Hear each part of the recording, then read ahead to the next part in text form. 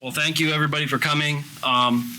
Here tonight for this information session on the master plan update, we have township staff who've worked on it. And like I said, we're waiting for Samantha Ball to come back in. But just to give you an idea of who's been associated with this, we have, again, township staff, the planning board, our board professionals, Eric Bernstein, who's supposed to be here, but we'll see when he shows up. So these are all the involved parties. We are, as a procedure, we are going to have I guess we can just pass it around. There's enough people here. A QR code so you can submit questions online while we're talking, so we get through everything, and then we'll address questions towards the end if we don't address them while we're conducting the session. So, within the planning board, we have a master plan subcommittee. We have it every year, and this year we've been more productive than others because we have to do this update. And I'll let the chair of the committee, Mr. Robert Peason, take over. Thanks, John. Thank you, everybody, for coming. This is really an informational session. It's going to be some exchange of ideas. The idea is that none of us is as smart as all of us. So public input is encouraged. It's very important. And the master plan subcommittee comprised of myself, John Ciccarelli, Carl Sirachi, who's not here tonight, I believe, Bruce Radowitz over here, and Patty Smith. She's not here tonight. So we started this process back in April, and we'll go through some slides and a presentation as far as what a master plan is and what a master plan isn't. That's where we'll start. So we have some objectives. We have definitions. We'll have a breakdown of the master plan, what our timeline is, a summary of the survey responses, and then questions. That'll be the objectives of tonight's session. And what we have, I believe it's up now, is there's a QR code for people that may be a little shy to come up and speak on a microphone. You can scan that QR code and submit your questions, and hopefully technical issues won't bother us, and we'll be able to address those questions. And suggestions are encouraged as well. So with that, what is a master plan? Master plan, it guides a community's growth looking out over the next 10 to 20 years. It outlines our existing conditions, and we can identify updates and additions and make recommendations. And it's required by the New Jersey Municipal Land Use Law. And it's split up into different sections that addresses the various topics, which we call them, or planners call them, elements. And that can be reevaluated as the need arises.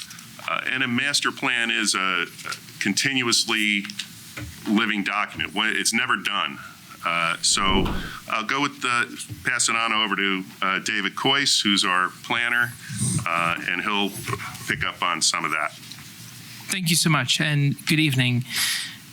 Just a brief history of the master plan in Hillsborough Township. The very first master plan was adopted in 1965 and 1966, and there's been subsequent amendments ever since that. If you're interested in seeing any of the master plans that the town has done, we have them available on the township's website on the planning and zoning page. You could click on master plan information, and you could see all the documentation there. You will see that the way it's organized it could look a little bit different depending on how a town might adopt different parts of the master plan. So you'll see parts of the master plan that looks like it's basically compiled like it's a book. And we're going to go into this a little bit as we're talking about all the different components of a master plan. And early on, from the very first master plan to several amendments that were done to it all the way up to 1996, the master plan was essentially all one document. So you would be able to go through it. All the different updates that happened from time to time were all contained within that. After that time period, the township went through focusing on some really important areas such as the mountain zone and the agricultural area, and doing studies specifically on that. Also, the town center study, and then additional amendments ever since then. And then the other main thing that the town has done, which is statutorily required, is to do re-exams. So what we're trying to do is to talk about this as an actual master plan update as opposed to a re-exam. So the municipal land use law, the MLUL, that spells everything out in terms of all the things that we have to do. There is a difference between a master plan and a re-exam. The last re-exam that the township did was in 2018. And the next one that we would have to do, if we do not do an update, would be in 2028. And just as it sounds, a re-exam is exactly that. It's going into the master plan, re-examining it, going through all the things that's laid out in the MLUL that you have to do. The main difference from the update is by doing an update, it allows the opportunity for the township to take a comprehensive approach, and starting with the foundation of the master plan, such as the vision, goals and objectives, and then leading to all the other components that make up the master plan, which we're going to get into in a little bit. So why do an update? An update gives the township a great opportunity to evaluate all the different challenges and opportunities that come.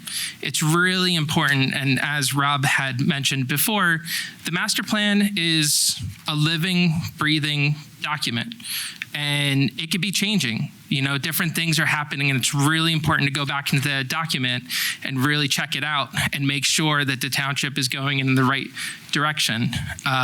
It gives the township an opportunity to lay everything out in terms of where the township is going. It has a lot of information, such as demographic information, and has a lot of factual information to help tell the story of where the township has been, and then has recommendations on where the township is going to be going forward, and the rationale for that, how everything is explained. It gives us an opportunity to analyze things that have worked in the past. It gives us a chance to look and try to anticipate new challenges that are coming into the future. Lets us look at population growth, the impacts of that, new uses, things like that from an economic standpoint, looking at ratables, making sure that the township is competing along with other towns that are nearby. Other towns may be attracting different uses. We want to stay on top of making sure that the town is staying competitive and also having a chance to do that. And it's really important to do that through the master plan. Also looking at government regulations and the mandates and what kind of impact that has on the town and how we could adjust to those challenges. So just some clarification, master plan update, as I had said before, it's not a re-exam report. So again, it's different. Think of it as basically an amendment. Thinking about a book that's written and has lots of different chapters. And as an author, you might go, you know what? I'm going to go back in there and I have a different idea and I'm going to amend that chapter. I'm going to change that chapter. But when you amend that chapter, it impacts everything else. So you have to keep going back and making sure that everything is aligned together. Only for planners, so it's not just about the planning board. The master plan extends to lots of different aspects of the township through its government and the public and their entities and things like that. As I said before, it's not just a one-time process. It's something that should be continuing to happen. Also, we really wanted to point out here that it is not something that's related to education policy. So the Board of Ed, it's a separate government than the government that's here. So the master plan talks about schools in the sense of the physical locations of where schools might be and perhaps the infrastructure that's around to help support the school, such as circulation, sidewalks, things like that. But the master plan does not dictate dictate Board of Education policy, curriculum, things like that. So what is a vision statement? So a vision statement is a broad statement, and it defines the future and aspirations of the community. And up on the slide, it reflects the shared values and long-term goals of the residents and provides a clear direction for decision-making, guiding policies and future actions. So with that, draft vision statement is our vision for Hillsborough Township is to foster a vibrant, healthy, diversified, safe, sustainable community that embraces its agricultural heritage, prioritizes preservation of historic sites, open space, and farmland, ensures inclusive and accessible living for all residents, thrive socially, environmentally, and economically. We do have copies of it in the back. I don't know if you came past them on the way in, but they are there for your reading pleasure as well. Thanks, John. So master plan goals is to provide specific and actionable direction for policies and decisions, translate the vision into concrete areas of focus, and establish a framework for specific objectives and actions, ensuring alignment with community vision. So those are the goals. The next slide are draft goals. I won't read through all of them and bore the heck out of you. But they're nonetheless, these are goals of what we're trying to achieve as a master plan update. For the record, Mr. Bernstein arrived at 6:20.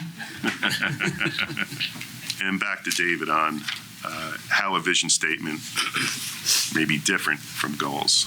Thank you. So for a vision statement, it's about being broad and aspirational and really focusing on what, whereas the goals are specific and actionable and focuses on how are we going to do it. And also, just wanted to add as well, so the municipal land use law, when it created the master plan, there's some of this language that's a little bit older language. And so when you read the municipal land use law, it talks about goals and objectives. It doesn't specifically have the word vision in it. Modern day planning and now trying to incorporate, better ways to do this and to help communicate what we're trying to do, we start to use, it's a good practice to start to use a term like a vision to kind of tie everything together. And as we talk about these other terms like elements, that language is specifically coming from the municipal land use law. It's not our language, it's what we have to work within. So going into the elements, so think of the elements as kind of like chapters. So the very first part of the master plan is really the most important. It has to do with the statement on how the town is going to develop. And it has to do with the goals and objectives. It also contains all the demographics that helps explain where the municipality is at the time. And then from there, there's all the elements that make up the master plan.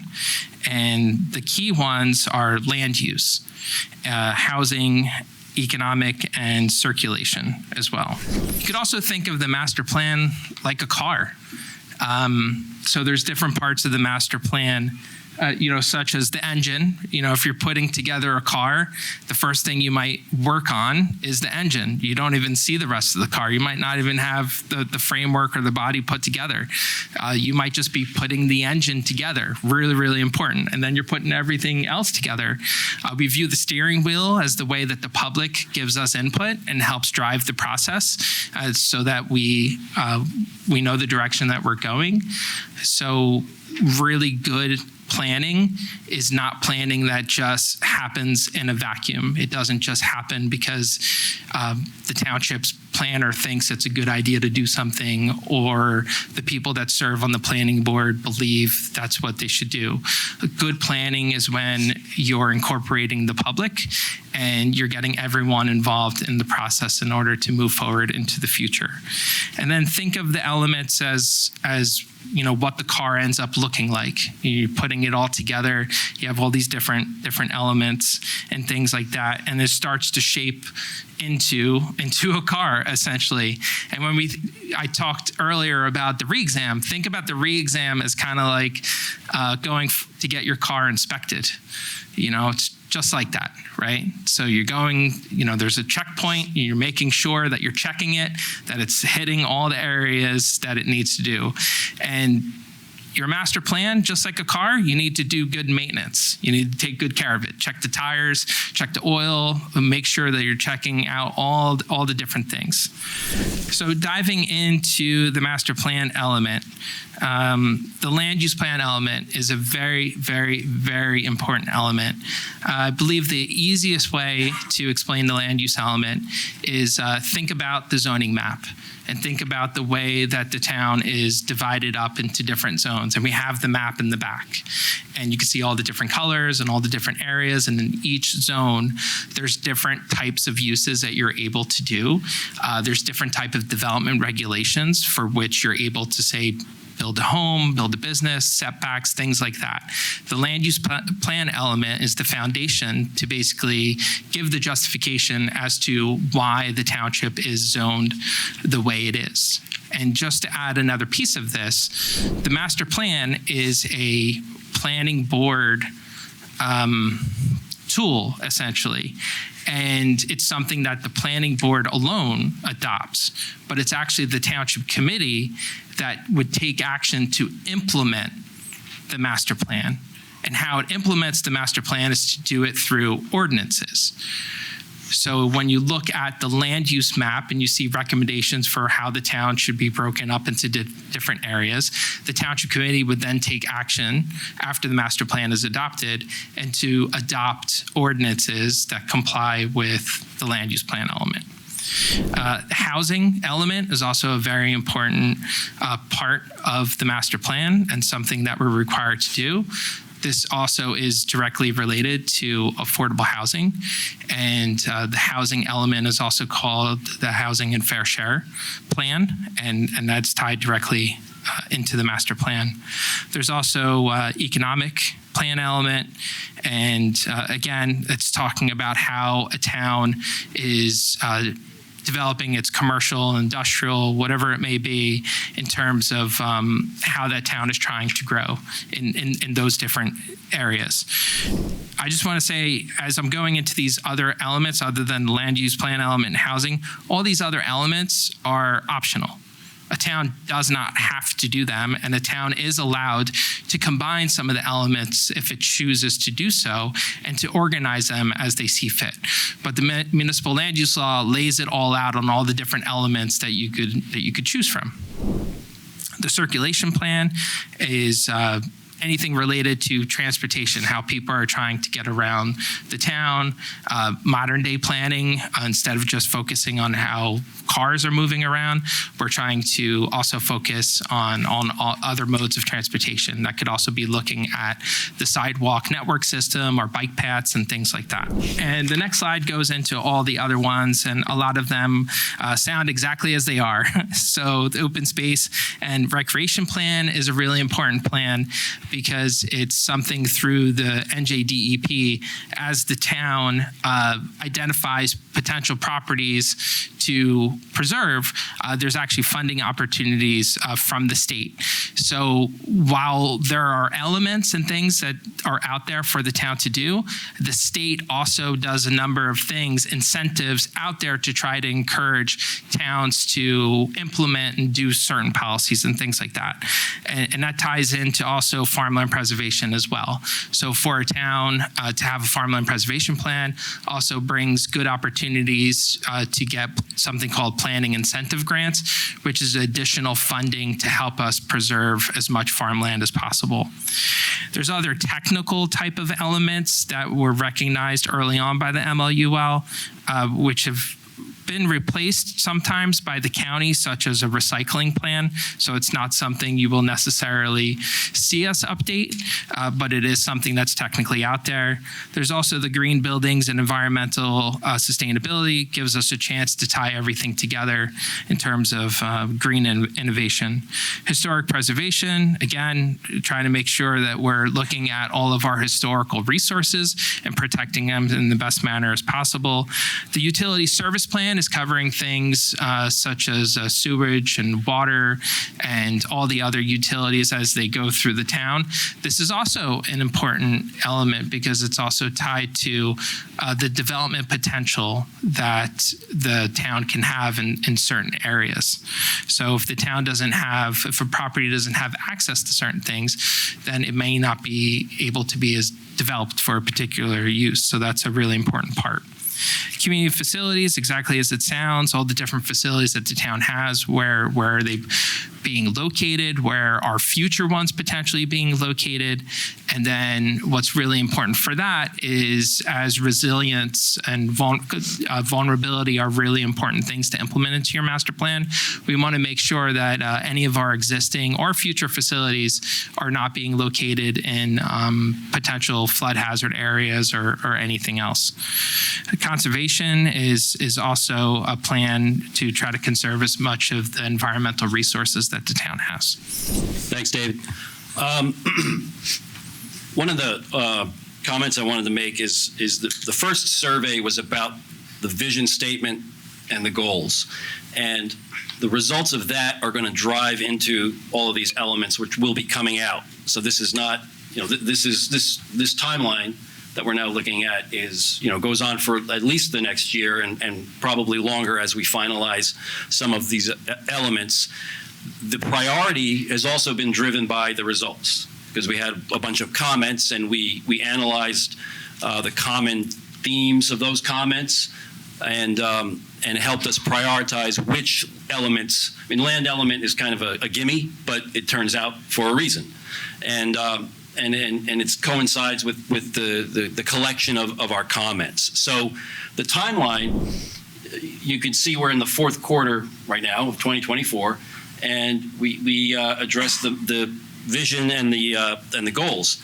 And the next item that will probably be coming out is our land questionnaire formed with the knowledge we gained through the first survey around land use.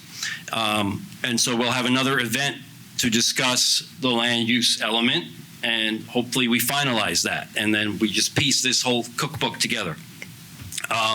We'll do a survey on circulation element. We'll do a survey on open space and rec. We'll do a survey on utility elements. And so, again, this is an ongoing process. And based on this first survey, like I said, we will be doing a couple of things. We'll adjust the vision statement with some of the constructive criticism we may have gotten on some of the items. And then we'll also, same with the goals, but it will also help frame the next series of the next surveys based on that. So again, this is a long-term process. We didn't want to go out into 2026 and get anybody depressed, but hopefully we have we'll be working on other elements while this is ongoing. I know the historic preservation has started to look at their element of it. So, we will take what we can when we can to move this forward. So, again, this just sets out the timeline. It helps the staff plan and it helps the various committees, like open space. The chair who's sitting right here tonight is, knows that their element's going to come up. Parks and Rec will be tied with that. Our department head for Park and Rec is here. So all of this is kind of gives everybody a timeline for what to expect going forward. So survey number 1, the Life in Hillsborough and Foundations of the Master Plan. We had 668 participants with more than 17,000 responses and almost 390 specific open-ended comments. Go back. So let's get into a little bit of data analysis. While 668 out of 44,000 or so, 43,000, a population of 43,000, it's actually the statistics behind it. To get a 95% confidence level with a 5% margin of error, you only need 391. So on one hand, you might say, well, it's only, 1%, 2%, but it's actually more than we exceeded the target required statistically to ensure that this at least represents a representative database of responses. So actually, the margin of error is reduced because we've exceeded the 391, and this is based on our the statistics from the software vendor as well. But we're 95% confident that our results reflect what the views of the population. That's it is what it is. We could take it up with some of our statistical gurus who come to planning meetings. I think they would agree, but it seems like a small number, but it's actually a representative number for people who are interested and respond. A majority of the respondents felt the vision statement was reflective of their hopes and aspirations. So that's 77.8. Me personally, I would add the 15.2 who are neutral, meaning we did the right thing and they don't necessarily have an opinion. So 93% of respondents indicated that I think we did a pretty good job of developing a vision statement. And like I said, we did receive some comments where we'll comment on or we'll revise. We may update. I think there was one grammatical comment that we will address. So, we feel pretty good about that. A little bit of tweaking, Yeah. yes. When asked if the vision statement should be altered, almost half felt it should remain as is.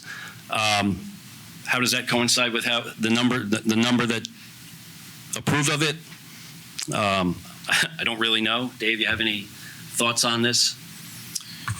So, the majority here feel it should be the same, but we did get, and you'll see that on the slide there, on some of the feedback where people were asking for different things, and that's something that we're going to continue to look at.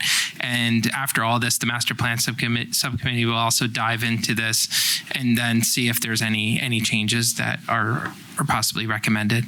And a lot of these comments are already in here. So the fact that we have to consider that inclusive and accessible living is something we are absolutely working on. So how do we make sure that that's worked into the vision statement, or it should actually be in the goals? So we'll consider this collection of comments in the vision statement. Some more demographics. Most respondents do not work in the township.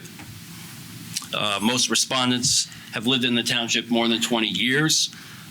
There are some who don't live in the township, and I think that that's fair, considering they work in the township. That's the reason they'd be responding. So we've got it diversifies the input from stakeholders here in Hillsborough.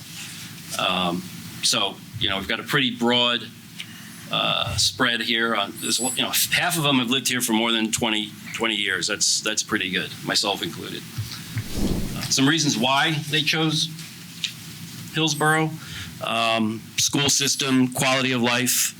That accounts for 37% of the respondents. 20% have lived in Hillsborough for more than 20 years. So they didn't move here. They decided to stay here or have not left. So another good number, I think. And any of you that have gone through the survey, show of hands, how many people did this online survey? Great, thank you. Awesome. That particular question, if you remember, it says select all that apply. So it's not a segmented out, just choose one. So that percentage is a little bit kind of hard to call that data out as to why, but it's a select all that apply. So you can have selected all of them if you wanted to. Thanks. Yeah, actually, going back to the 95 percentile, the number of respondents, I think we're not patting ourselves on the back. I think that the community and the township actually provided us the data we need. I think that's a good thing that we got the responses that we can work with. So we up here were very happy with that as well, and really applaud the residents for responding like they did. So of the 10 goals, which are also listed in the back, if you want to take a picture, but we will make this available to the public, to everybody. Provide a future sustainable land use pattern that supports agriculture. recreation, employment, residential, and public services in a safe and healthy environment. That was goal number 1, and the importance given to it was 93%. Rather than go through, we could go through every one of them, but what's noticeable are the ones are those that are 94% is on the next slide, which is environmentally sensitive areas for the township. So that's the top one. But I don't want to hop back and forth. Sorry. But we considered this level of importance. We will consider it when we develop the questions for the elements as well. The second one was encourage infrastructure improvements consistent with development to protect public health, safety, and welfare while limiting the scope of development. 91%. I mean, that's a gimme. Foster a comprehensive transportation network that prioritizes safety, accessibility, and efficiency for various modes of transportation. Interesting that it's down to 66%. As of importance, considering there were a lot of comments on circulation. So, when we do a follow-up on the circulation, we'll try and figure out what that means to the importance of it. Permit a variety of housing types to serve all ages, economic segments, and family sizes based on available service facilities, schools, and infrastructure. Again, the importance of that being 45%. Meanwhile, the overdevelopment comment you'll see is the top one for comments. So interesting. Again, we'll have to dive into that and figure out. Maybe we worded the question a little differently, or we will dive into that specific issue and find out why that is ranked 45 when it doesn't quite jive with the other comments. And promote the development of strong, diversified economy with ample employment opportunities. 68%. Okay, so somebody else want to jump in here? Yeah, I'll go with the next goals. So to preserve the environment and environmentally sensitive areas of the township, get a whopping 94% importance. It's kind of, to me, that's almost like a rhetorical. Of course, we'd want that. Preserve historic and archaeological sites and incorporate historic features in development, got a 78%. And our 8th question or goal was design an inclusive community that preserves and enhances the unique sense and place and maintains the rural ambiance. And then number 9 is create a vibrant mixed-use town center that is a walkable and bikeable destination. And that got a 68%. And then 91% preserve and protect open spaces, prioritize recreational areas, encourage farmland preservation, and maintain the agricultural heritage, much like number 6. That gets a 91%. All right. I could do this. Did you want me to do this? Yeah, you want to go with the comment analysis? All right. So as we're going through the comment analysis for those of you who didn't take the survey, just a quick kind of fill you in on how the format, how it was set up. So there were only 2 open-ended questions, and the one open-ended question had to do with the vision, and then the other open-ended question had to do with the 10 goals. And so as we're going through, we received 389 comments. And so using the software that we had, we started tagging them and trying to put them into different themes. And essentially, this is how it came out to. You can actually put all of them up, please. So the first one I wanted to start out with is actually to go to support education and schools. And just like I had said earlier, we knew that as we were putting the survey out and communicating with the public about this entire process, that there might possibly be some miscommunication on what the public might think the master plan is or what it's not. And this is significant because we got so many questions in this area. But like I had said before, the master plan is only talking about the physical locations of these facilities. So if you're here and you're interested on what's going on at the Board of Education, this is not the place for you to be. we're happy to have you from a master plan standpoint, but if you're giving feedback related to the education program here in the township, and we will be taking this information and sharing it with the schools to try to help them, and I know they're also expanding their engagement out with the community and things like that, and it just so happens to be happening at the same time.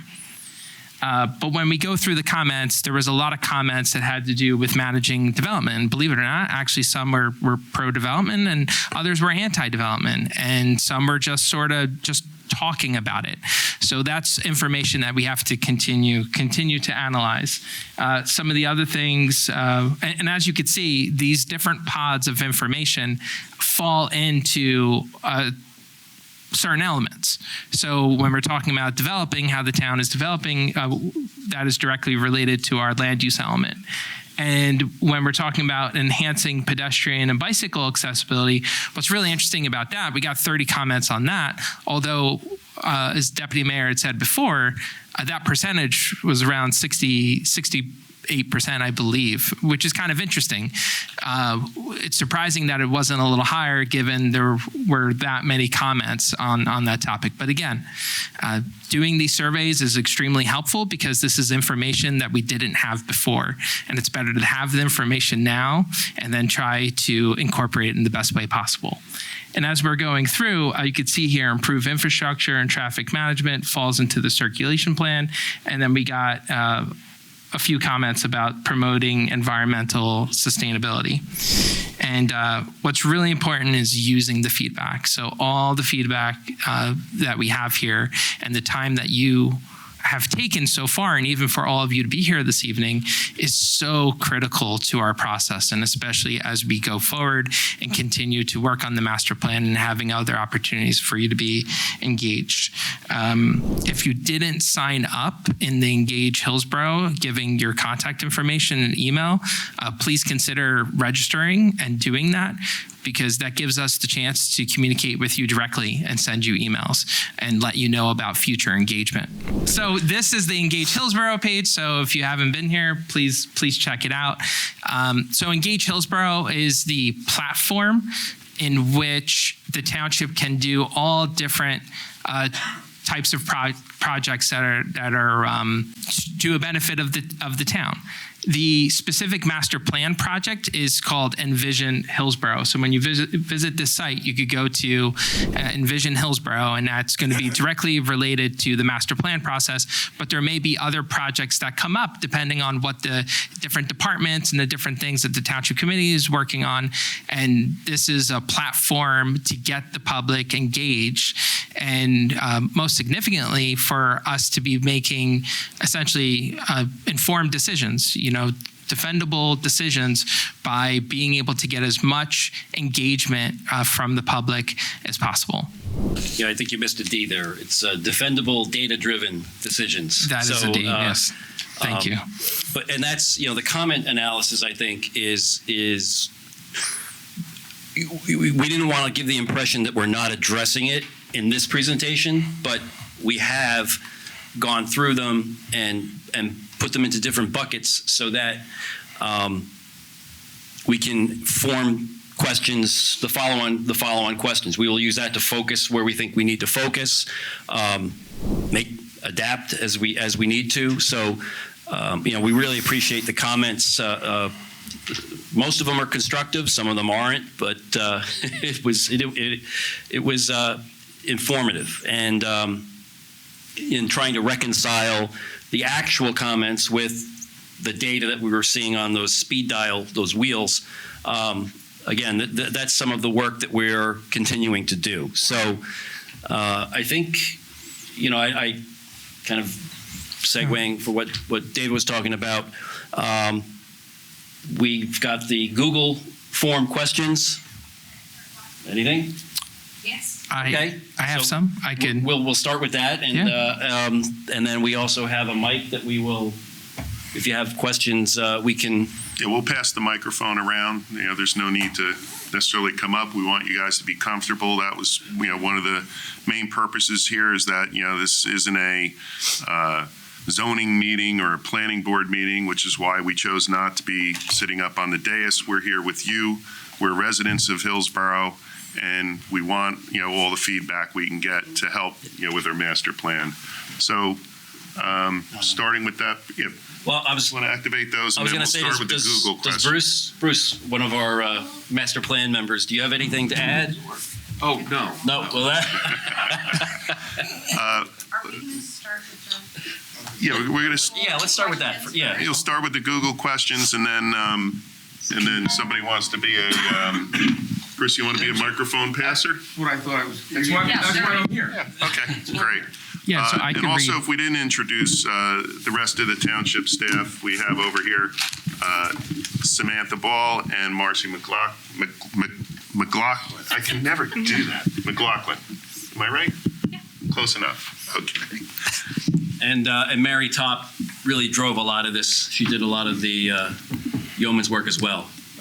She couldn't be here tonight because she's at school studying for what, her master's? Her master's, yeah. So Yeah. good for her. So the team really came together on this, and I think they enjoyed it. Yeah. So all right. I get thumbs up. All right, some Google I had a full head of hair before the process started, just in case anyone was wondering. So we do have some questions, so I could read the questions and I could answer it unless someone else feels inclined to want to answer it. So the first question is, do privately owned properties get rezoned? And if so, how exactly does that work? So through the master plan process, we would be evaluating if all the land that's currently zoned, which zones should stay the same or which properties should stay in the zones in which they're located, or which ones should possibly change. All of that would happen in the land use plan element. And so when the land use plan element gets adopted by the planning board, that action doesn't mean that your property is rezoned. It just means that's the planning board taking action to adopt a land use plan element. And then what has to happen for it to actually be rezoned is that the township committee would have to take action by introducing an ordinance and adopting it. I think there's pre-existing conditions as well. I mean, so is the property, does it have anything developed on it yet? And if it does, then you have a pre-existing condition, right? Pre-existing use, I should say. So it's something that we would have to look at when examining the land use. There's consequences to rezoning properties, and that's certainly something that the planning board would have to take and the township committee as well, take into consideration. If you rezone a property, then you're possibly making some of the existing uses there non-conforming, meaning that those property owners would still retain their rights to their use. However, it's limited, right? So it can't. If a use becomes non-conforming, it can't be expanded unless they go to the zoning board of adjustment and get a use variance. Otherwise, if they just want to remain exactly the same as they are, then they have rights. The municipal land use law protects those properties. But if it's destroyed by fire or anything else, then there is a process in which someone would have to go through in order to put that non-conforming use back. And the idea of all of this is so that we try to get closer to the vision of what we're trying to accomplish with the goal of that zone. So when something is made non-conforming, it's the idea that we're trying to replace those uses over a long period of time. Sometimes voluntarily, a property owner may decide, well, you know what? There might be other uses that make a lot more sense for me to be a permitted use. And they may abandon, they may, redo their property and go through those processes. So let's see here. We go to the next one. Yeah, go to number 2. Did the survey ask for income level? How do we know the responses were representative of diverse SES levels of residence? Thank you. It was written as SES, so thank you.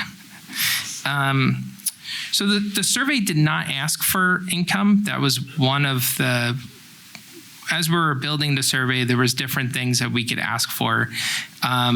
We certainly we're striving to ask as many questions as possible to try to gauge getting as representative of the township as possible. But there were so many different directions that we could have possibly gone that as you all were taking the questions, you might still be filling out the questions if we actually put all of them there.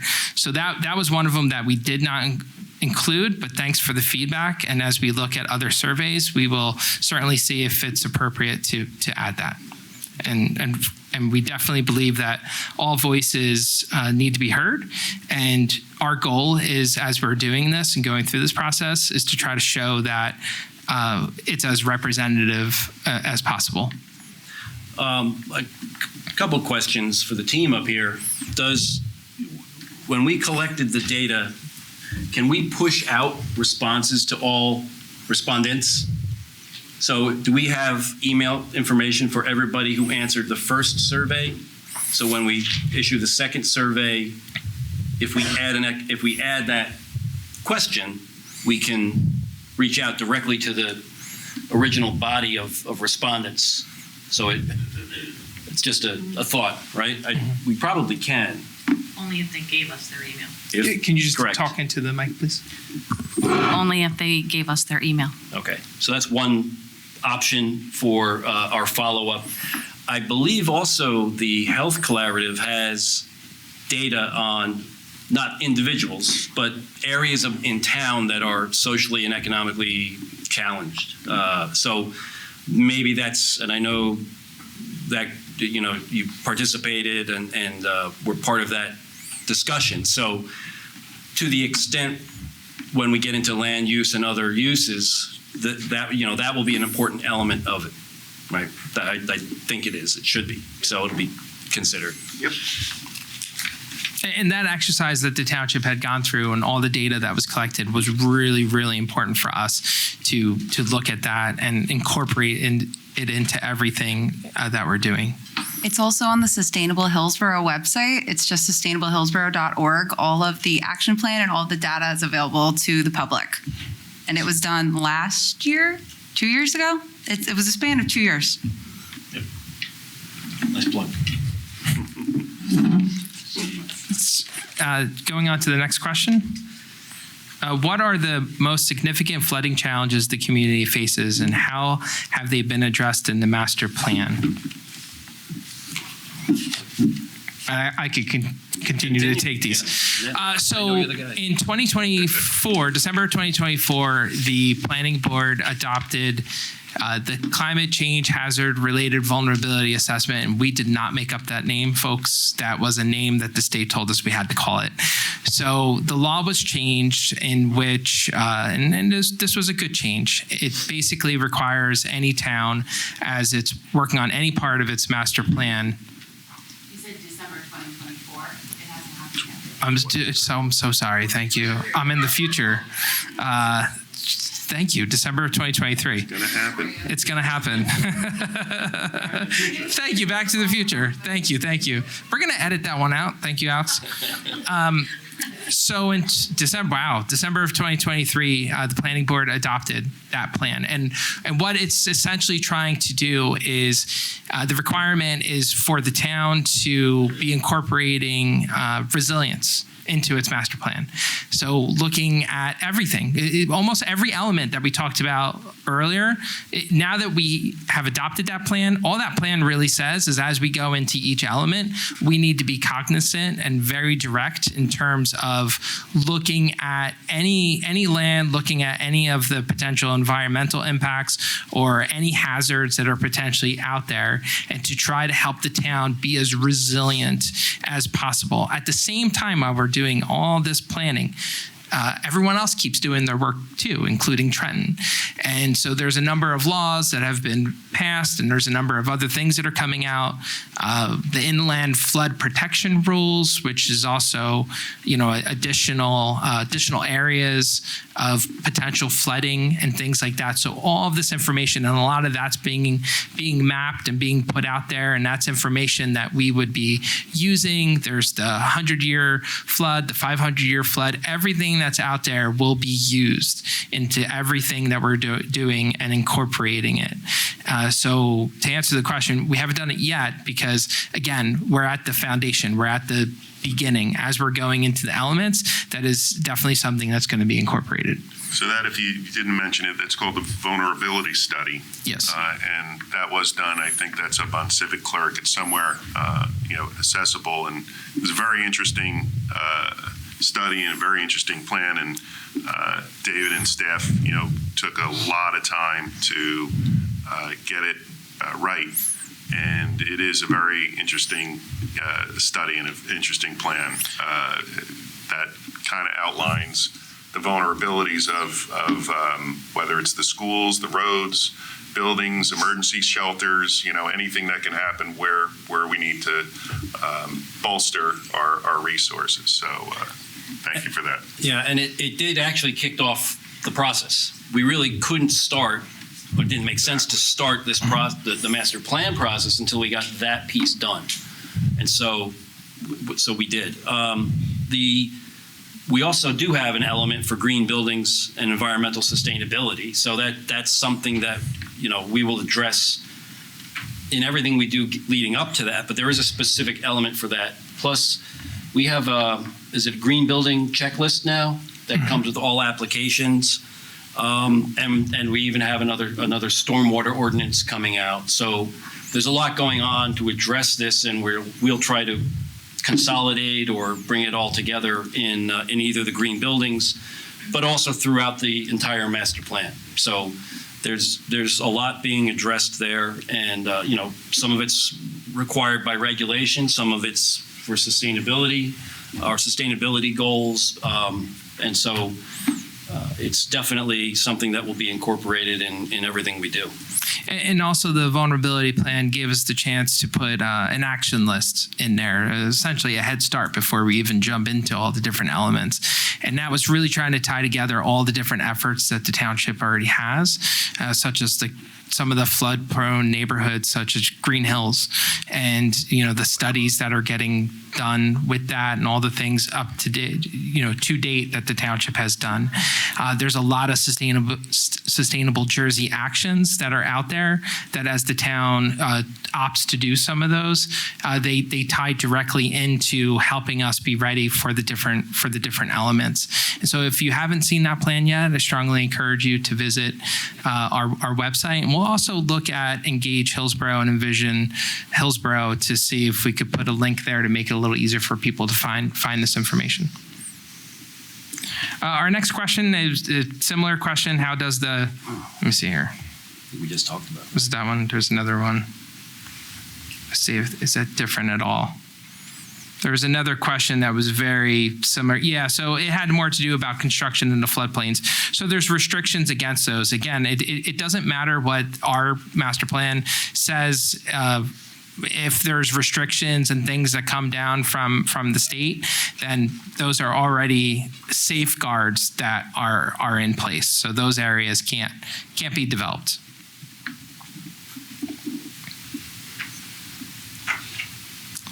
Okay. We have some other questions here. Do we want to go to the microphone for a little bit? Maybe. Is you ready? Okay. Back up. Go back. Hello. Yeah. ADUs? No. Anybody you want to start? A little restricted. Raise your hand. Ah, here we go. I mean, I think it's. I didn't even see you there. That's why I say your spot.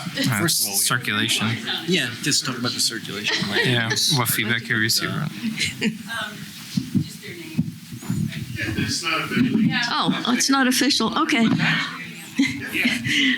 I have a question on the goals, the objectives. They're kind of aspirational, I'm guessing, but are they offset at other government levels and we can't override them? For example, density, affordable housing.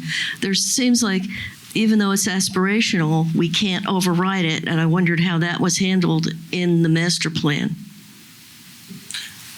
How it will be handled. I'm not sure if I understand that question. Perhaps Mr. Bernstein can. The planner doesn't understand a planning question, okay.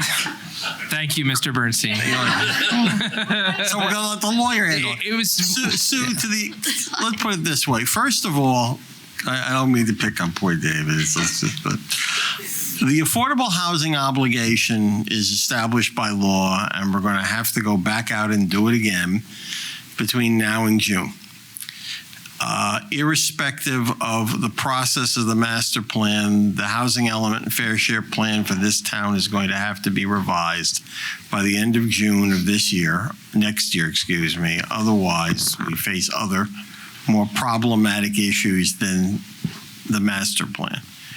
As for the additional items within the master plan that the state keeps coming up with new and exciting ways to generate more work for planners, lawyers, architects, and engineers, we have to wait to see what they were going to do. I mean, David just went through a very elaborate discussion of the environmental, what was the phraseology again?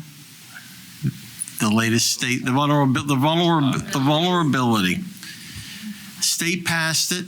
No one had a clue they had done it.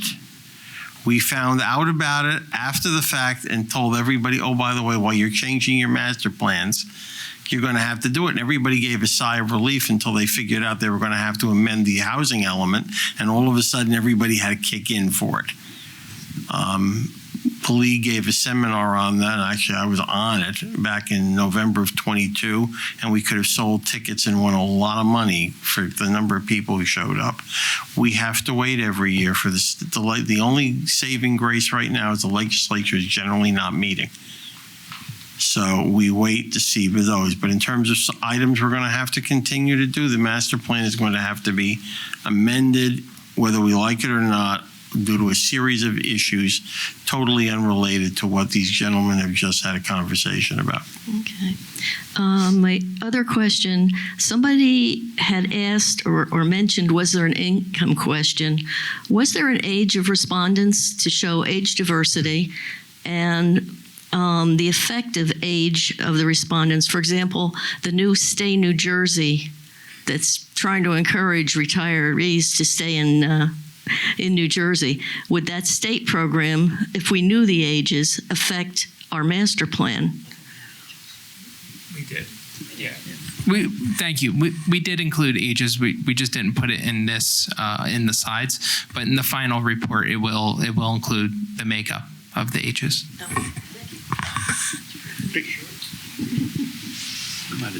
Anybody over here? Did we do it? I don't think so. I don't think so. We didn't hold on to it. Oh, okay. So go ahead. Hi.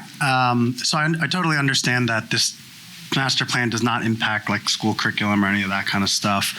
But of course, like the decisions we make on land use, the types of homes, businesses, the types of development we encourage or don't encourage is going to impact tax rates. And obviously schools are the vast majority of our municipal budget. So how much do we kind of look at the sort of current state of things with schools, where they're going, and kind of reconcile that with the master plan in kind of the next 10, 20 years? I mean, I'll start, I've always said that we don't do school policy, but we absolutely work with the Board of Ed whenever we get applications that come in.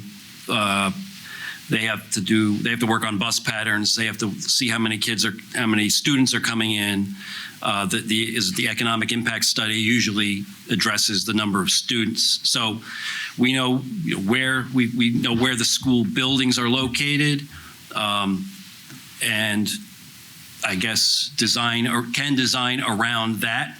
But other than as structures, right? We don't get into policy, but we know what we understand what might be needed, and projecting out into the future. I believe the board is actually doing that now. So they're in the same building as us.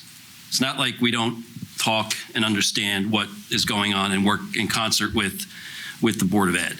So, that's as far as where the buildings go. If they deem they need a new one, that's, for development reasons, we'll have to work on that with them as far as land and location. I believe the amount of the number of students has been relatively flat, surprisingly, over the last. I don't know what the exact number was, but I think the actual class number of kids in the school system is about the same. I don't have the data. I don't know what the breakup is. How many are in elementary versus the high school. But we'll see what the Board of Ed comes out with as far as the number of students goes. But it's to think we have to consider it.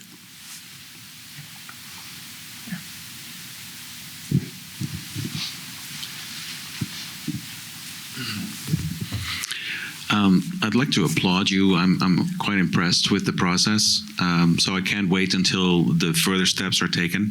My specific question is, now that you've taken this step, to me it's like you're painting by the numbers, and some of the painting has been done now, or at least some colors have been chosen.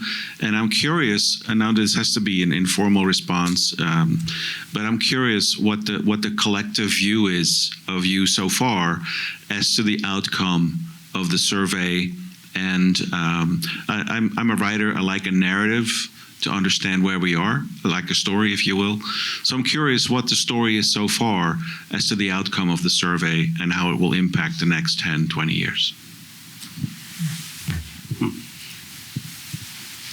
Do you have a thought on that? I do. Does anyone else want to go before me? You may have different views. Yeah, absolutely. Yeah. It all depends on the public. It depends on a lot of things. I don't know, as far as the vision and what the outcome is. I'm sorry, I can't be as eloquent and paint a picture for you. But I'll. I think we're trying to have it reflected in the vision statement, and put it in. I'll say plain terms, but we want to preserve what we can for Hillsborough. The town center is something that came up numerous times, and I like to call it a village center, but town center. Hillsborough is a collection of villages, right? So. But how we structure what's going to happen down there, they're all moving parts. I don't think I'm surprising anybody, but Hillsborough, for us to do downtown Village Center, the elementary school can't be where it is.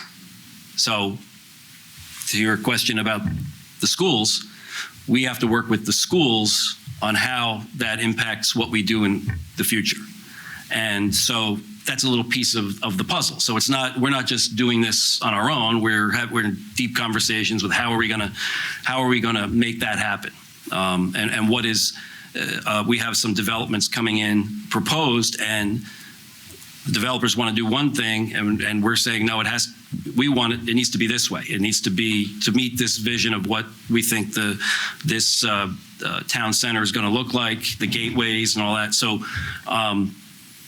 We're at a high level. We're trying to still meet that, and we have a lot of different pieces in the zoning map that's back there. And I know there's some discussion about consolidating some of the zones because it's I1, I2, I this and that. So that's trying to make it simpler, or at least a little more straightforward, and then defining what can go in. We had a question come in about a specific type of building. It starts with a W. Since I'm on the planning board, I'm probably not supposed to talk about it, but one of the comments we said was why we do the update is a lot of things change. We have guidance from the state. It's not requirements, it's guidelines on warehouse construction. It's not required, it's guidelines. So we can adapt it, refer to it. What are we going to do about warehouses or industrial flex spaces? Turns out the county tells us they need flex spaces. So, between 25 and 5,000 square feet for various industries. Where do we meet that? We have some of those already in town. So do we try and maintain that look? And I think the recent change we had to the ordinance is fitting that, what we have now. And so, that's kind of the picture we're trying to paint is and how do we get there? The elements haven't been updated in a while, and so now is the time. We've accumulated enough changes in the industry, markets, government requirements, and that we need to, and we're supposed to do it every 10 years anyway. So we've got enough critical mass where we can modify our elements and get them all aligned. And rather than doing amendments here and there, now it's time to consolidate all those into one document. And then, if I may, I really appreciate your perspective, because as we started this process, there was a very conscious effort to really try to understand the Hillsborough story. Where has Hillsborough been in the past? It's really important. Where are we right now? And as we're trying to tell the story, where can the township be going in the future? And it was really important for us to look at all of the plans that the township has had in place and all the different things that the township has been working on maybe over the last decade or so, and to try to incorporate all the values and all the different things that we've heard from the public in different ways. And all of those things is essentially what you see as the vision, as the goals, is the culmination of us trying our best to listen. We didn't start from scratch. And again, this is an update, right? This isn't a brand new plan. This is an update of the plan that we already had in place. And this was really to try to show a demonstration of listening and to try to see how did we do. And the survey results are very affirming. Now, we didn't do it. The goal wasn't to get you all to agree with us. That wasn't the purpose. It's very ensuring that we got very positive responses, but we also know that it's your town, and you live here or you work here, and you're the stakeholders that have critical information that we need in order to make this the best possible plan that we can make it for the town. And that was really a critical part to doing this, and will be a critical part as we go into all the different parts of the plans. And you may have interest in different elements and things like that, and I please encourage you to stay active and talk to your friends, talk to your neighbors, tell them that their voice is important and they could be a part of this process.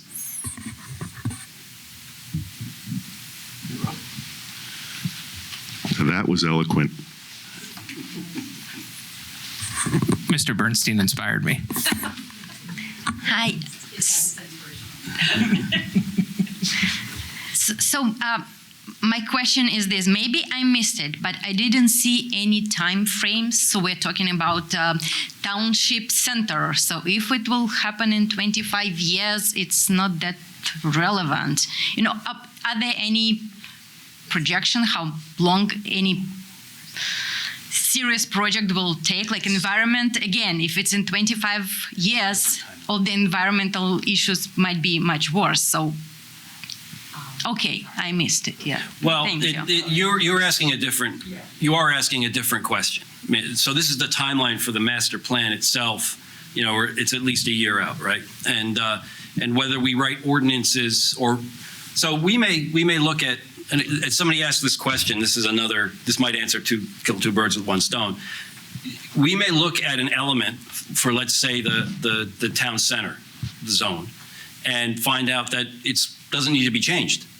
We just need to get other things aligned, like the state has to turn over 206 to the township. Local 206, not the bypass. But there's bits and pieces of things that have to happen. So a prime example, one of the things we're suffering through is there's a development, there's a property that's being developed or planned to be developed behind the Shell station. It's a group of trees, but there's an approved development there that can't get the approval because the state won't let them turn onto Amwell Road or 206 or both because of the speed limit required. So they can't do anything. So we have a plan. It's been sitting here for 2 to 3 years, and we can't do anything because the state won't give us dispensation or allow them.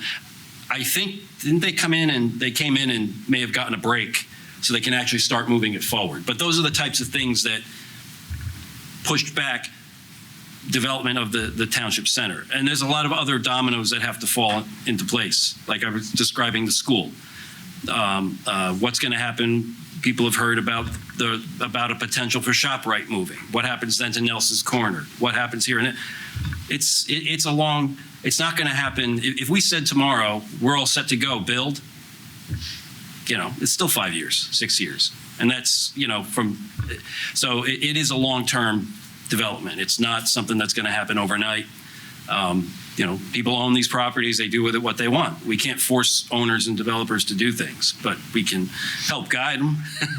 But, if we have a vision, but it does, it's a long term. And we were also curious to see what the public what your thoughts were going to be regarding the town center. I mean, the two planning efforts that had happened was in, I believe, 1999 and then 2005. And so we were curious when we put the question out there is like, how would people respond to it? How many people are familiar with what the actual goal is? And what's really interesting to see is like how many people, it's one of the most popular questions my department gets asked. It's like, how's the town center going? When is it happening? When is the township doing it? So it makes us realize that there's a lot of components out there. There's a lot of things that are out of our control. And like Deputy Mayor had said, the NJDOT currently classifies the highway as a particular type of highway that's a higher speed. They're not even looking at the current road, and it doesn't align. Their goals right now for that road, unfortunately, don't align with the state, with us. And that's something that we're going to continue to work with them on. But these efforts have been going on for decades. But this is a challenge that exists and something we have to look at. Now, when we go into the land use plan element, we'll have a chance to start to go into that. As we do the land use plan element, because we're covering the entire town, we may or may not be able to do everything in terms of studying the town center fully when we do the next land use plan element. But what we may realize is as we're starting to do all these other elements, there may need to be a focus study on the town center, trying to understand, where it's at, why hasn't it the zoning performed the way that perhaps the township had anticipated. What are the sort of things that we can do to help boost that, to try to help make that happen? But we have to look at the zone and look at all the development that has occurred and try to put things in place and make recommendations on how to make it happen. No, I was just looking at. Thank you for taking my question. What are some of the obstacles you expect in achieving goal number 1 for preserving open spaces and rural look? Obstacles? Well, we're going to run out of it. We're going to run out of open space because we've either purchased it or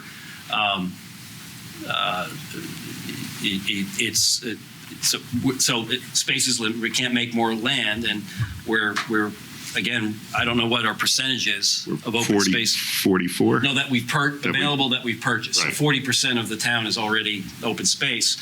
We've got to keep it open space for one thing. So one issue being discussed is, we have an open space fund where we use it to purchase land, keep it open space. When we do that right now, we're restricted in what we can do with the land. We can't improve it as a park, or maybe we can, but we can't. We're very limited with what we can do to that land, and so we're exploring opening up what we can do. Convert it to a park or give it bike paths. Can we do minimal improvement to the open space, still keeping it open space, but using it as a park or some other use? Yeah, number one, use. that is an element. Number one. Number two, we're fortunate that we do have an open space fund. It's not for a lack of funds to purchase open space. We could have a situation to say, oh gosh, it would be great if we can just buy that parcel, but we don't have the taxpayer money for that. So fortunately we do. So it's a matter of having available open space that a property owner would want to sell, and thereby we can dedicate it to be open space. So we would love that. Yeah, and that's key, though. Somebody owns it. Right. They may not want to sell it. They may want to develop it. So, and they have rights to develop it through the zoning, right? So another question that we sometimes get from folks is, why can't you just zone everything open space? And we can't. It's illegal. It would be a taking. And even if we did do that, we would have to be prepared to be able to pay fair market value for all those properties in which we take away their development rights. that was actually one of the first questions, was if you rezone property. Right. That was an earlier question. Right. So part of the process for an open space and recreation plan is identifying all the properties and prioritizing those properties that are eligible for preservation, say through open space, say possible recreation or just for conservation purposes. But it's also looking at your farmland preservation efforts and trying to identify properties that should be on the list and to try to target and to try to help those owners understand the benefits of preserving their property in whichever one of these programs that are out there for them. Right, the farmland preservation. So there's more, it's not just open space, it's a combination, farmland. Anybody else? No, only one per customer. No, of course, Susan. Yeah, we'll wrap it up. Currently, each proposal, or this may be an Eric question, currently each proposal or application has to be considered separately, and that isn't how real life works. One area is going to affect another area. Can via the master plan or any other way, the planning board ever consider the combined effects of various applications as a whole, or is that under MLUL and we can't do it? For example, we had one this week where an historic area is being considered that already has flooding, and somebody brought up, well, we've got a warehouse proposal that would add more water to the area, but they're each being considered separately. Is there any way that can be handled, or is that completely by law? The master plan addresses zoning for the municipality as a whole. But to create a master plan that ostensibly requires the interweaving of one property on one side of town as it impacts another property potentially on another side of town, et cetera, is not really what the municipal land use law was established for.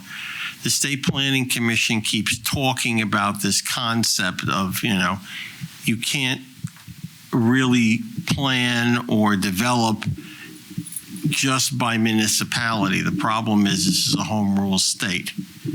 You don't get a population of 8 million people and 565 municipalities if it isn't a home rule state.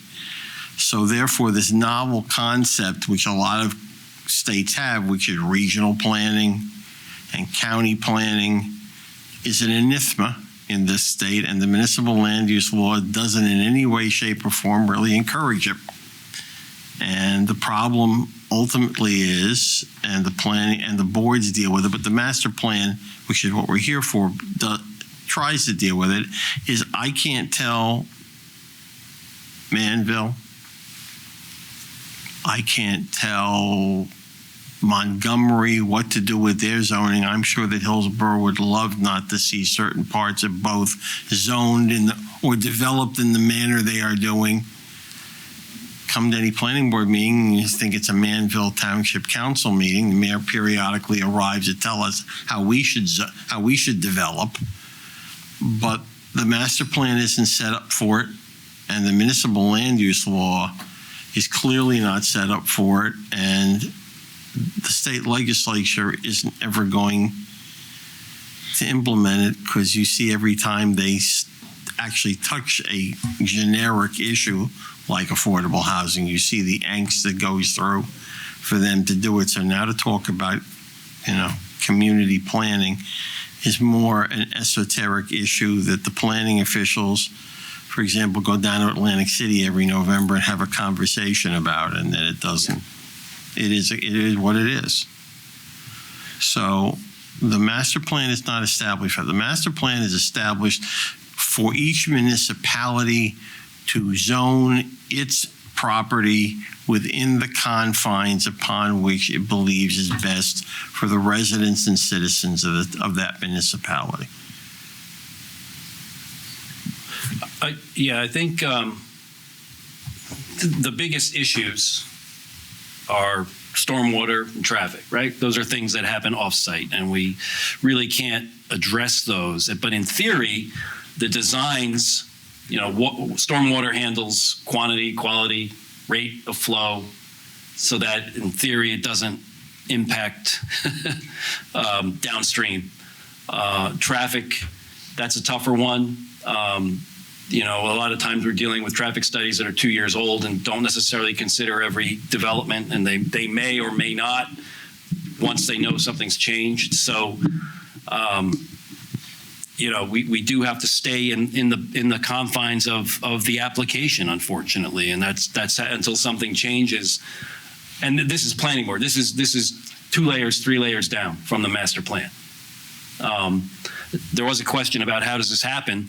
And Dave touched on it a little bit. We will take we have the vision, the goals, the vision, and the elements where we have existing elements. We have existing narrative, and we can edit. We will edit it. We will write it. Like, how does it get written? It's really already written. We're updating it and editing it. So we're going to modify it as we can, bring it up to date. And then it gets enacted, and maybe this is a good flow chart for the next presentation, is how we then write ordinances. This is all going on behind the scenes.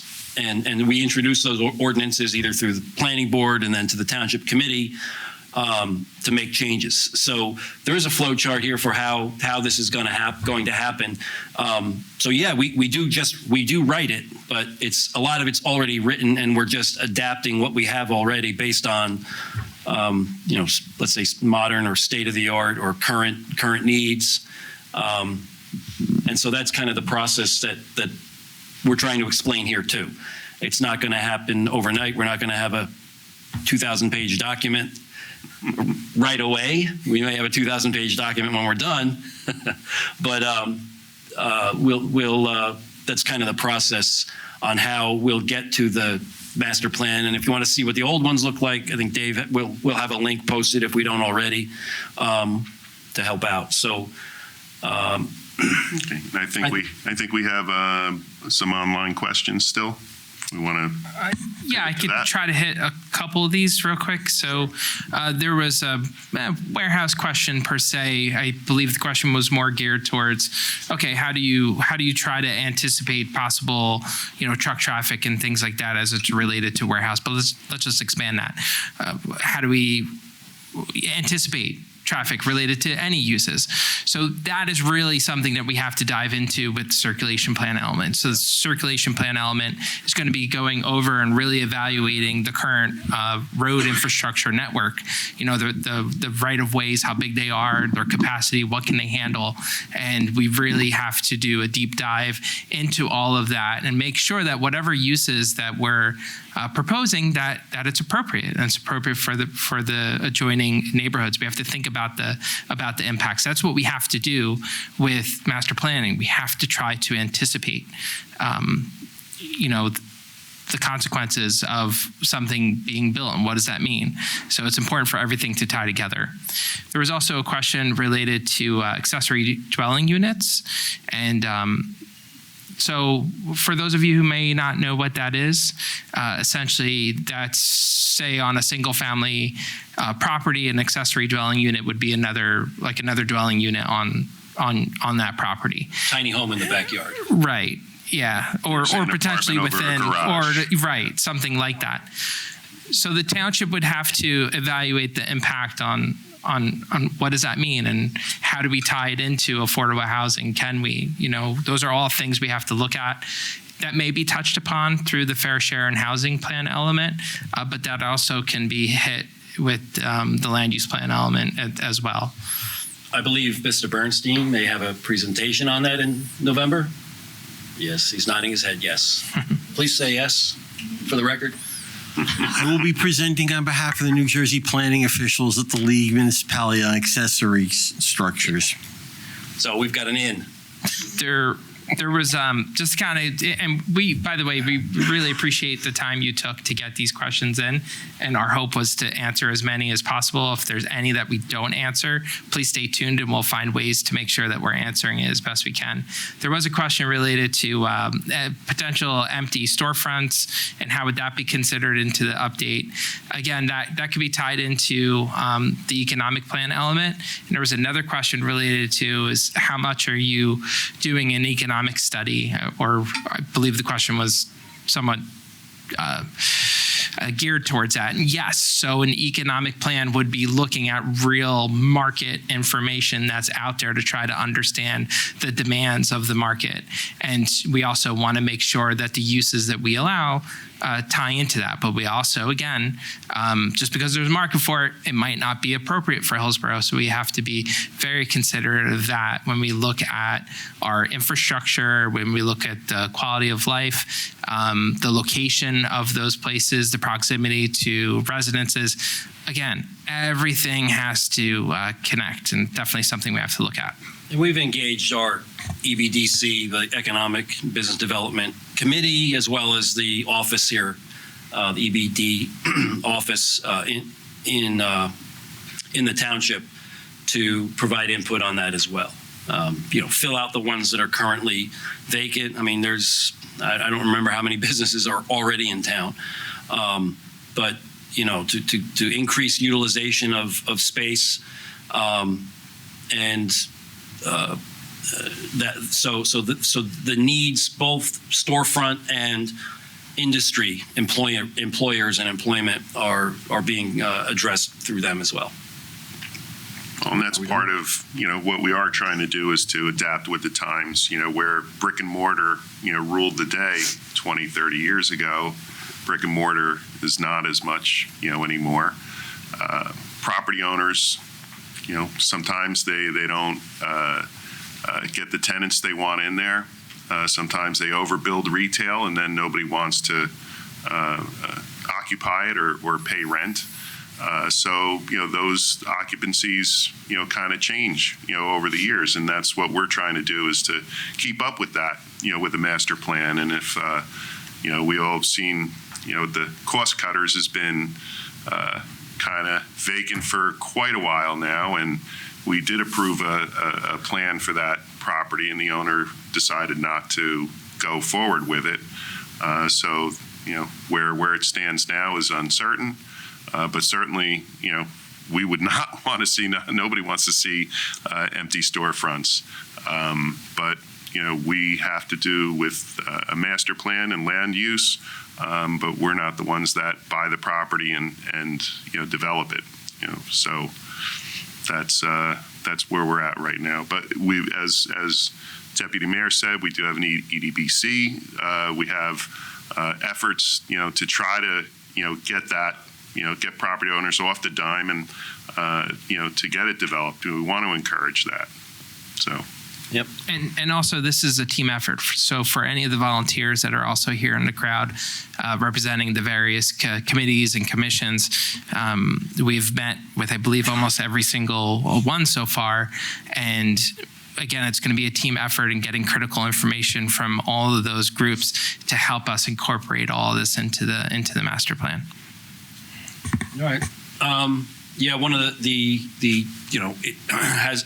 One of the things that I thought about asking, and maybe this is in the follow-up as we get to some of these elements, is how many people work from home, and do they need, what would they need in a town center if they work from home? So, something to consider. Is it a storefront? Is it a flex space for offices? Who knows? So the need, what are the needs that are still unfulfilled, and this can take a lot of forms. I think, considering we started late, we're at an hour and a half. But David, there's a question in the back. One more question in the back. All right. Do we have a mic? Wait on the mic. Just talk loud. All right. I just had one real quick question. Just on the cost of things, or on any property. my understanding is that the person didn't want to do anything, just wanted to leave it there. They have that right? Yes or no? It's a legal question, but Okay. an owner has a right to do what an owner wants to do with their property. That's a legal answer. The only thing the town can do is have a roadmap of what they'd like to be done and discuss with the property owner. Right, and Is that correct, Mr. Bernstein? there are certain property maintenance requirements. You just can't let it, grass grow this high. There's Right, well- certain things that the property has to abide by. But I think she's talking about to actually develop a Right, property, not right. just maintain it. Is that the A municipality is not permitted to tell a property owner that they must develop the property or not develop the property. They create, through this process, the kind of possibilities for development on the property if they so choose to do so. And that, to the extent, is what a municipality can do in terms of moving development or lack thereof in a municipality. But in terms of telling somebody they can't build, or they have to build, or we won't let you build, lawyers make a lot of money dealing with that. And other factors, other things factor in. But from the time it was approved until now, prices have escalated, and the economy's a little different, and so they've put off developing that particular site and other sites until the conditions change and it's a better business model. So there's a lot of things that factor in, like Mr. Peason said, that project was approved a couple of years ago, has an affordable housing element to it, so that's a unique property, and it's not that it doesn't have a plan. It has a plan, and we fully expected it to move forward in some capacity, and it hasn't, unfortunately. That's a wrap. Anybody else? Well, we really appreciate everybody attending tonight and all the input. We expect, we're going to use that input to further develop the next round, and hope to see everybody there. If one quick question: who here is a volunteer on a committee?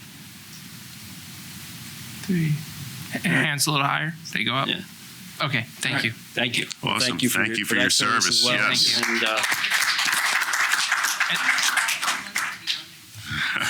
Thank you, everybody. And then just a housekeeping back to Just really quick Ms. Ball. too, thank you to everybody for coming again. If your question didn't get answered, we just didn't have the time, but please feel free to come to our office. We're the Planning and Zoning Department. We're right down this hallway to the left.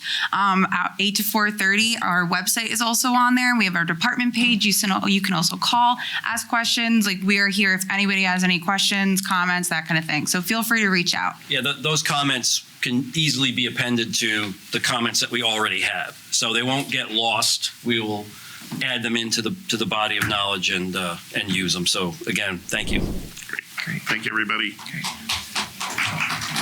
you. Thank you.